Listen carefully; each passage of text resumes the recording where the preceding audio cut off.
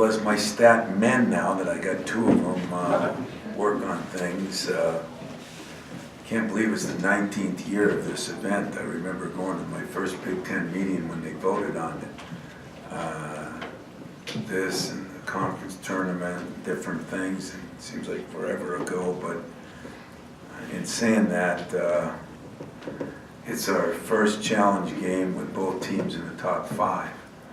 And we have had a couple where we've had a 3 and 6 or 2 and 6, but 3 and 5, I guess, is the first time. So that's great for our fans. It's great for us too, but I think our fans have, talk all the time about getting better home games. And trust me when I say when we were getting Kentucky to go home and home, and Texas was a good home and home, and Louisville had been a good home and home, and just hard to get teams in. So getting a great home game is even better. I'm expecting a great environment at Breslin. I know how much it does mean to our fans, and having Notre Dame in football, that's been such a good rivalry. This could be great. Notre Dame is the 3rd team that we're going to play that's in the top 10. We played 1, 9, and now 5. And I think it speaks volumes for our schedule. But I think it's going to still help us in the long run. You get a better idea of what your team's like. We've definitely seen some strengths of our team, and we've definitely seen some warts on our team. Looking back at the weekend, defensively was a strength. I was just talking to Dan, and as he said, with goalies, doesn't matter what sport you're in, defense makes a difference. We held teams to 28% from the field, 21 from the 3. Those are incredible numbers, especially with some of the teams we played. At times we were okay offensively. In fact, at times we were pretty good, but we have a lot of room for improvement. We won a championship for 2 reasons. One, our defense and rebounding was, I thought, at a very high level against a couple of pretty good teams and one real good team. Number 2, we got production from different people. Who'd ever think you're doing a 3-game weekend? McQuaid has a career high on Thursday, Cassius on Friday, and Josh on Sunday. And each one of them did other things. Cassius has improved his defense, I think, more and more. McQuaid was playing with a severely sprained arch. We didn't even think he'd play in the last game, but he did it in the second game, and that threw him off a little bit. And Josh, I think, is continuing to make progress both offensively and defensively, rounding out to the type of 2 guard we thought we were getting. So that was a big key. And with Notre Dame right now coming off the Maui, they're playing as well as anybody in the country and with a lot of confidence. Mike has done a great job there over the years. They've been one of the more offensively efficient teams. Each and every year they rank in the top 5 with offensive efficiency. This year, their defenses numbers are very good. They are shooting 53 from the field and 43 from the 3-point line, and also very well at the free throw line. So that makes them a tough cover. They've got a consensus All-American in Bonzi, or Colson, who's averaging almost 20 and 10. But the kid Farrell and Gibbs, Farrell really runs their team. He has improved each and every year he's been there. He has really improved this year as a passer and as a scorer. And I think the other thing that concerns me is I think they've got 3 or 4, seniors and juniors. Their center, Gibbon, is a senior. Bonzi's a senior. Farrell's a senior. I think one of their other guys, Gibbs, is a sophomore. And I think their 5th starter is a junior or senior also. So very veteran team that's been through a lot of big games there, plays in a good conference, and has gone deep into the tournament with some of those guys. So big challenge for us. So questions? Tom, I have 2 of them for you. First of all, last time you played Notre Dame down at South Bend, I asked Mike Bray, I told him how you wanted to schedule them every year, and he just flat said he didn't want anything of it. Their season's too difficult with the ACC. Is that one of the difficult parts of scheduling, is the fact unless people are mandated with this challenge, it's hard to get people to come here and play you? Well, we've gotten to the point, unfortunately, where these made-for-TV events and these promoters, there's a lot of these neutral games. You know, I'm not as big a fan of a lot of neutral games. I mean, you're going to play the three, whether it's Maui, whether it's Portland, whether it's Bahamas, whether it's Orlando. You're going to play those, but they're even getting some other, the big matchup games, you know, it was us in Kentucky, you know, or us in Carolina, or, you know, when we played Texas. Those were big games. And now, instead of playing them home and home, we've kind of gone neutral, which I'm just not as big a fan of. You know, number one, I like to go to these great places and play. And number two, I think our fans deserve to have great teams at home. So I don't know why, you know, I mean, I understand in Mike's case, you know, you're playing a certain conference and that, but I don't know why we don't play more home and homes. I think it would benefit everybody. And that's what I'm in favor of, not only for our fans, for me personally, for me selfishly, that I get to go to, you know, Duke, that I get to go to Stanford, that I get to go to Arizona, I get to go to Texas, Carolina, Kentucky, you know, that's the greatest part. You know, there's nothing better than going in an opponent's arena and trying to see how good you are on the road. You really learn a lot about your players, and so I miss that a little bit, the way we've gone to these neutral games all over. But it is what it is, and thank God we've got a good game here, and I think we'll take it, and our fans will take it. You were open, you saw warts on your team. I think everyone did out in Oregon. But when you look at those final stat sheets, Tom, did you expect them to win and dominate like they did? No, you know, I didn't. Although we only had 8 turnovers against UConn. So we did do a good job there. And if you watch the 24 turnovers, which I have on numerous times against North Carolina, they were bizarre turnovers, you know, illegal picks. They weren't, you know, you think of most turnovers as sloppy passes. There weren't as many of those as there were bizarre turnovers. But it doesn't matter either way, you don't get a chance to make a basket. And that's kind of what a turnover is. It depletes you the opportunity to score a basket when you're a team that's shooting 51%. You know, every time you turn the ball over, you're losing a point at least. And if you get a 3, or if you get to the free throw line, if you can get an offensive rebound, you might even get more. So that has to be cleaned up. I also think that we've got to do a better job. You know, Miles's case, I mean, he only played 16 minutes, I think, the second night he was there. And, you know, he wasn't 100%, so we'll get him back on track. We got to get him more involved, and we got to get Jaren a little bit more involved in the offense. So I thought the ball was stagnant and moving. We've got to improve in that area. But some of the reasons, we had some incredibly strange lineups in there a couple of times that, I mean, I'm ripping my staff and they're ripping me back on who do you want me to put in. We had 4 guys on the bench in foul trouble. And you know what? I don't think there were a lot of foolish fouls. It is what it is. So we're going to have to do a better job in that area and understand that there's not a lot of flow to these games right now. I think that's maybe the biggest complaint of a lot of coaches. And when that happens, you're not as efficient. You know, now Notre Dame's been efficient, but you know, some of it is too, how many really good teams are you playing, because they're going to make you look less efficient. People are going to ask you about those turnovers, whether they're more self-created versus opponent-created, but... Oh, I would, not to take anything away from any of the teams we've played, but I would unfortunately have to tell you that a lot of our turnovers have been self-created. If we're playing Arkansas and they're pressing us all over and we're turning the ball over, God bless, you know. I mean, that's their strength against maybe our weakness.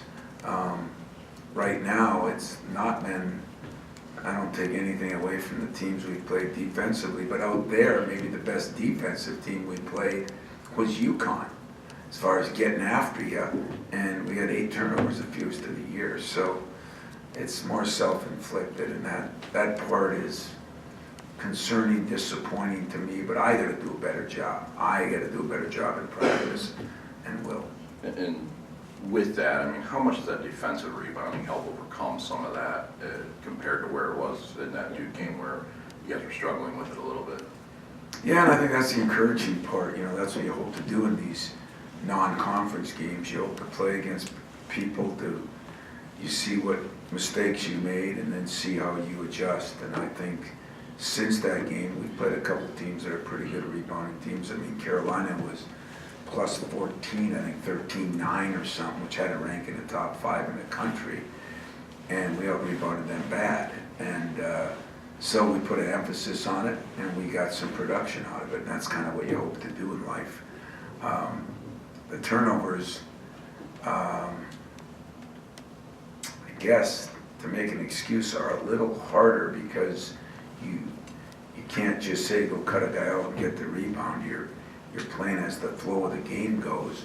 We just got to not take as many chances. There were a couple behind the back dribbles off our feet that were ridiculous. And we had our share of ridiculous ones, and that more than them causing them, they were more self-inflicted, if that answers the question. Maybe I'm guilty of watching A lot of things, but go ahead. watching too many talking heads or listening to too many talk shows. Oh, yeah. But there seems to be an unrealistic expectation of Miles Bridges. Like when he's not scoring 30 on a half an ankle, something's wrong. Can you explain what he gives you just by being in the lineup that maybe others don't see? I wouldn't trade Miles Bridges for anybody in the country. How's that? And I wouldn't because this was an important tournament to him. He wanted to, you know, win his first real championship and of some kind, you know. And so throughout that game, you know, I didn't even know if he'd play the second game, and he wanted to play. He wanted to play the first game, and I held him out. The second game, I knew he wasn't 100%, but we also knew we weren't hurting the ankle anymore. So we played him the 16 minutes, and you know, hadn't practiced in 4 or 5 days. And then, of course, day off, and we did a little bit with him, but not a lot. Tried to rest it and played that next game. But, you know, when he was in those huddles late in the game, or even middle of the game, and not scoring a zillion points, not getting a zillion opportunities, which is more my fault than his, he was so into winning that, you know, there's another guy that was like that everybody didn't think much of in a different way, and that was Draymond, you know. And winning sometimes means more than certain things. In Miles' case, he was averaging 20 going in there. He just, you know, on big stage did not have maybe as good a game because of the injury. If the talking heads don't understand that, then they're not very smart talking heads, you know, to be honest with you. So there are going to be unrealistic expectations for Miles, for our team. He knew it coming back. I knew it coming back. I knew it about our team. We all knew it about our team. And you deal with that, you know. There's been better teams than us that have had to deal with it, and better players that had to deal with it, you know. Grayson Allen get, you know, 37 against us, and a couple nights later he got 8. You know, people are going to put more into you too, but in Miles' case, I think the only reasons he didn't score more is, number one, wasn't as active because of, and number two, we have to go to him more. So I think you'll see both those things happen. And when it comes to Josh, I feel like he, more than any other player, you can see, kind of sense that confidence if it's there, or if it's not, it's really noticeable. He's not going to score 23 every night, but what's the key to getting that consistently from game to game, that he feels that confidence, you can see that from him? Yeah, well, we talked to him a lot about the head going down in the Ferris State game and affected his defense, affected everything, you know. That's part of the maturation process that a kid has to learn how to deal with a little success and learn how to deal with a little failure. And I thought that was one of the things Josh was poor at. You know, we talked about it. We talked it to you guys. We talked it to him. His body language was, you know, and he didn't even realize he was doing it. And that's kind of what you learn. I had one parent tell me, you know, on a certain issue, that's why I sent my kid there. If he was already really good, I would, you know, would have sent him to the NBA or something. You know, I knew he had to grow. I knew he had to do these things. Josh is, you know, other than the injury, which took care of half of last year, I think he's made great progress. He's making progress every day in practice right now. He's getting a little more confidence, you're right. Feeling better about his shot. He's always worked hard on it. I think he's improved his defense, and maybe what he's improved the most is what we had a hard time getting him to understand last year was you got to run that lane. And he thought he was running, and we showed him films of last year's running and this year's running, and he started laughing, you know. And I said, that's what I was doing last year when I was laughing at you when you were telling me how hard you were running, and that's just part of what happens, you know. It's again, the piggyback off of my friend's question here.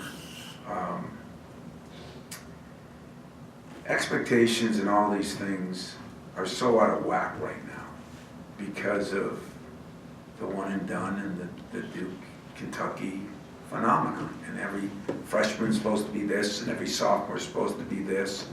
And if you have the best of the best, you're going to get some of that. We got a lot of that on Miles, really over his career so far. But the normal process is that you grow and get better. And we just spend so much time wanting to speed the process and condemn the things. And somebody said to me, we want to get it right, but it doesn't have to be right now. I mean, there is going to be a process. And Josh is a great example of a guy who's really, you know, making progress now. And the injury slowed him a little bit at the beginning of last year. I hurt him a lot. But he's making progress. Tom, how exciting is it going to be for Michigan State University and their fans that they're going to get 3 straight days of MSU versus Notre Dame, obviously with basketball on Thursday, and then 2 straight nights of hockey on Friday and Saturday?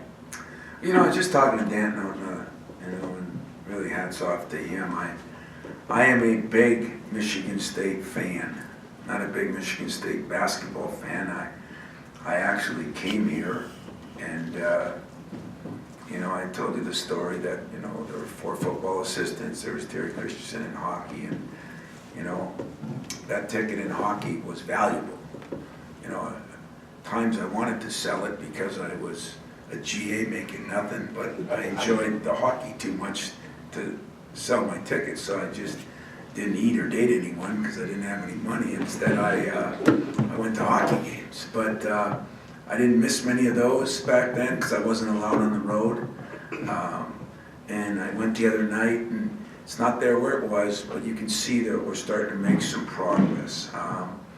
And then, you know, when you look at soccer, you look at basketball, you look at volleyball, you look at what football's done. I thought Kathy said it best. There's a fever, and when there's a fever, it permeates through the whole athletic department and hopefully the community. And that's, you know, the advantage of being more than a one-sport institution, like some have. And that's why I've always been, as Doug Weaver once called me, a great program guy, because I believe in all of them, and I think all of them are important. And the better others do, the better our own players see it. And there's just an excitement. So to have Notre Dame here 3 times, I've always had great respect for Notre Dame growing up, you know. That was the only football games on TV up in the UP, you know, so put the rabbit ears up and watch Notre Dame. And, you know, I have great respect for their program and their institution in general, and I think the more that we can play them in all sports, the better, because it's a 2-hour drive, you know, it's kind of what you hope for. And so I'm I am excited about that. I hope we do well. I hope hockey does well, but I think it is really going to be great for our fans to have a Notre Dame overload here. Not to mention you couldn't get a date. I couldn't get a date either. That's right. That's right. I tried for a couple of year turndowns and it didn't work. But I think Fred's getting his basketball analysis from the MLB network, because I haven't heard the same stuff on Bridges. Really? I'm sure on it. But Bonzi calls a different kind of power forward, I guess. Is that Jaron's matchup? And I mean, yeah, you know, it will be. I mean, Bonzi, you know, you talk about things too that you look at. You know, Jaron didn't score as many points, but man, he's made some adjustments. I mean, he had a guard, Mays, who can score from everywhere, you know, and was averaging 21 points a game, and I thought did a phenomenal job on him. And now he's going to have, you know, a real All-American that you can appreciate, you know, because here's a 6'6" kid that just does a lot of things well and doesn't do anything beyond what he can do. Very efficient guy. I bet you there's not a coach in the country that wouldn't like to coach him. He just, at least the way he seems, you know, not in practices. But so it'll be another challenge for us to guard, you know, one of the best in the country. And how do you get better practice than doing that at a young age? You know, kid that just turned 18 years old, for God's sake. So I think it's awesome, and we'll get more out of him offensively too. You know, one of the ways, as we keep talking about why guys aren't scoring as many, when you're turning the ball over that many times, you just don't have as many opportunities. And we're getting 57, I think, shots a game, which is a lot more than the 51 or 2 we've had most years. And if we weren't turning over, we'd be in the 60s. If we're in the 60s, as I told our guys, more guys get to eat, you know. And if you get to eat more, you know, it's going to do something to your stats. So I think we're going to have our hands full with him, because I think he can beat you with a 3, even though that's not his forte, but he can really put the ball on the floor, and he's tough, and he's a good rebounder. He's just got a little bit of everything. A good passer too. So maybe one of the more complete players will play this year. Are there any long-term benefits, I guess, particularly offensively, for the rest of those guys playing a tournament without Miles one game, limited the other 2? You had the other guys with career highs. Other guys kind of learning how to take over games, that sort of thing.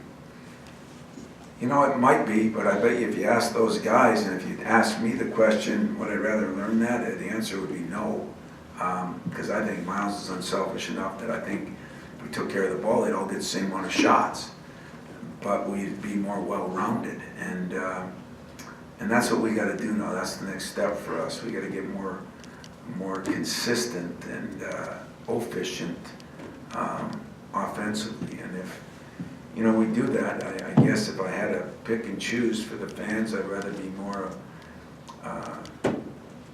farther ahead offensively than defensively. For the media, especially Fred, I'll separate him. I definitely would rather be better offensively than defensively for winning and what I think you want to accomplish in the long run, like our football team has done. You know, they had some mediocre offensive days during those early stages this year, getting their quarterback acclimated, those receivers acclimated. Their defense was unbelievable, and the defense won them games then. And our defense has won us some games, but that is the consistent, that's the steady factor. That, as they say, defense usually travels on the road where it's tougher to win, and hopefully we've got a good base there, and we'll build our base offensively. Been about 2 weeks since Kenny Goins went down. Do you have any update on him, and is there a chance he'll be available Thursday? Yeah, there is a chance. I think he's going to practice tonight, non-contact, maybe a little bit tomorrow. You know, a lot like Denzel, Goran Sutton. You know, those guys came back anywhere from 10, 11 days to 2.5 weeks, and he seems to be doing real well with it. There was no real damage. It was just cleaning it up a little bit. So there is a chance, and that would help us. I mean, we're just, especially on the perimeter, you know, and it gives us some options too, and moving Miles around a little bit, which would help. I guess kind of building on top of that, how was Matt's knee? Taking a look back, I know he played a little bit against UNC, but is he 100%? Was foot. Matt, McQuaid. oh, his foot? Matt McQuaid? Yeah, Yeah, I sorry, thought he it banged up was his his knee. foot. I'm sorry. That's why I got screwed up, not because of the mat, because of the knee. He hurt it halfway through the game, the second game, so that was against UConn. And it really swelled up, to be honest with you, which I don't know if any of you have had a swollen arch. I haven't. But that's kind of a strange injury, you know, so they were concerned about it, x-rayed it. Looked like it was all good. They just think he tweaked a tendon or even a nerve down there. And so we did all the things you got to do. That was good. He played gingerly the next night, and give him credit because he flat out sucked it up. I mean, it wasn't that we were worried about doing anything wrong to it. It was more worried about could he withstand the pain and in a strange area, if you're a guard especially. But really improved that day a little bit, and then since he's been home, I think he'll practice some today, but we might hold him out a little bit. But I think he'll get back to normal pretty quick. Commissioner Silva announced from the NBA that he wants to revisit one and done. He's not a fan of it. I'm just curious for you, does it feel good that somebody may be finally listening to some college coaches? You know, the problem is, I think if you listen to college coaches, that's almost as bad as listening to the talking heads. We're all over the place too. I don't even know what I'm in favor anymore. The only thing I'm in favor of is figuring out a way that it benefits these kids in the long run. Not one or two kids that could do this, or not kids that do that. It just, how are we gonna help these kids grow, make decisions, because there's a lot of bad people in there making decisions for them, and help them in the long run. And if it means that they come right out of high school, I'm great. If it means that it's one and done, I'm great. If it means that they stay 3 years, I'm great. But we talk about all this research. The only research is, you know, what happens to the guy that makes millions of dollars. The guy that's on the street corner with a brown bag right now, we don't talk about him. The guy that doesn't have a chance to get his education or play in the NBA, we don't talk about him. There are a lot more of them than there are LeBrons and Kobe's. And that's the problem. You media guys, just so I can blame somebody, haven't done as good a job of researching that part to give us statistics. You know, we're in an analytical world here, but there aren't a lot of analytics on those issues. You know, maybe hockey's better. Maybe we got to look at, you know, can they have agents as long as they are, what do they call them? Neil, what do they call them in hockey? Advisors. Advisors. Maybe we can come up with some cool words. Basketball guys can have friends, you know. I mean, you know, I think that there's got to be something, and it's got to be something that is best for them. It shouldn't be what's best for college basketball, and it shouldn't be what's best for the NBA. Because you know what? College basketball is going to go on no matter what they do. And the NBA is going to go on no matter what they do. It's these people, these human beings that are going to win or lose. And I'll say that to the day I'm done, and I'll probably get criticized for it. I think of decisions I have to make at my age that I don't do a good job of. I'm not sure anybody can do a great job. I think there is still a process of getting something, and when you work through the process, you're usually in a better position to handle the success or failure that you're going to have. And until we take a 10-year study, maybe not 20 and 30 like it used to be, but a 10-year study, really look at how many kids have come out, what has happened to them, how many that have been successful have any kind of life. Did they blow all their money? Did they do this? Did they do that? You know, those are the statistics that I think we have to look at. And if we do that, I'm I'm cool with leaving it, freshman year of high school, if that's what we think is best for them. I heard Bill Walton say he's never been to your house. Would like to come. Can you make that happen? Sure, Bill wants to visit, maybe we bring the Grateful Dead in, and the Youpers, we'll bring the Youpers in, they're good band, and Bill seems to like that kind of stuff, so Bill wants to come, he's invited. Your guys held two teams below 25% shooting, or right around 25% shooting out in Portland. I guess, what were you most impressed about with their performance? And more specifically, is this the best rim protecting team that you've had since you've been here? Yeah, I think the best rim protecting would be good. I don't want to act like we're such a great defensive team yet. We haven't had enough studies. We're like, so we had a Kobe and a LeBron moment where, but that's 2 games. There hasn't been enough of that yet, but I do think rim protecting is one of my better teams. I really do. I think defensively, I wouldn't call it one of my best teams yet, but I think they're making some progress. I thought what this team did, Dane and DJ did an unbelievable job scouting. I think we've taken the scouting reports and we've put them to good use. And so it's kind of a neat thing now that we can share it with our staff too, because I thought we combined for all that. Got time for a couple more? I was going to ask about Cassius on the defensive side. I mean, he's got another challenge coming up. But, if you would have, even coming into the year, heard he was going to hold Barry to 2 of 11, how much would that have surprised you? Are we going to be honest, or should I give you the political answer? Politically, that wouldn't have surprised me at all. Honestly, I would have been shocked. I think he's improved a lot, and yet got a long ways to go. But I think he did what you're supposed to do. He came into his sophomore year. He said, "What do I have to get better at?" That summer, he worked on some of those things, as did Josh. And wow, just like it always happens in your job or mine, you spend more time on something. You put a little bit more emphasis on something becomes a little more important.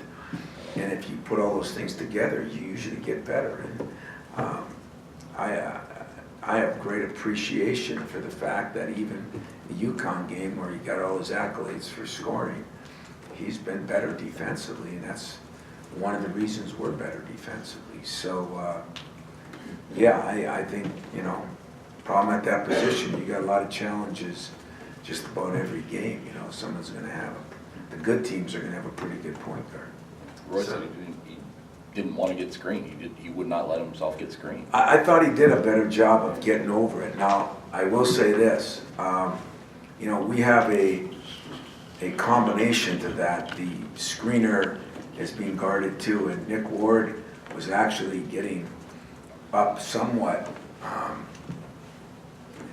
this year. Last year I felt sometimes that Nick was playing in a different arena, in a different game, just because there was nobody there. And now he's done a better job. Gavin is great at it.